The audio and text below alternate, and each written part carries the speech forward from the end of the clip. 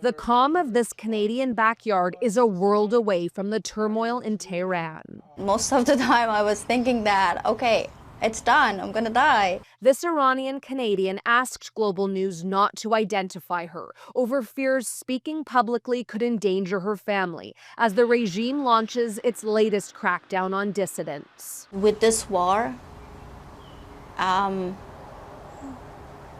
it's getting worse and worse. People are scared and hopeless. She returned to Canada Tuesday night but left her new husband behind. The hardest part was the point that he couldn't come in with me. She had only traveled to Iran last month to get married, but the couple's celebration was short-lived. First attack was on our wedding nights. I thought maybe it's from the AC. She, her husband, and in-laws fled Tehran for the Turkish border, then traveled 20 hours by bus to the Canadian embassy in Ankara.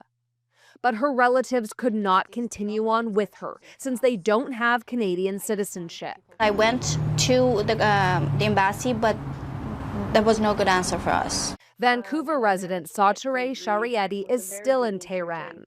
She flew there for knee surgery after waiting months for treatment in BC. I woke up to the news of the war having started. I was functionally immobile.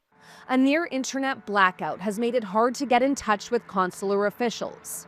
But the permanent resident has reached the Canadian embassy in Turkey. They essentially told me that consular services are only available for citizens. I was disappointed but not surprised. Dennis Horak was Canada's last envoy to Iran. Given the lack of diplomatic ties and the travel advisory to that country, he says Ottawa's options are limited. People are worried and they want the government to swoop in and pull them out, and it's really not that easy. And complicates feelings for the Iranian-Canadians who managed to leave. Touria Izri, Global News, Montreal.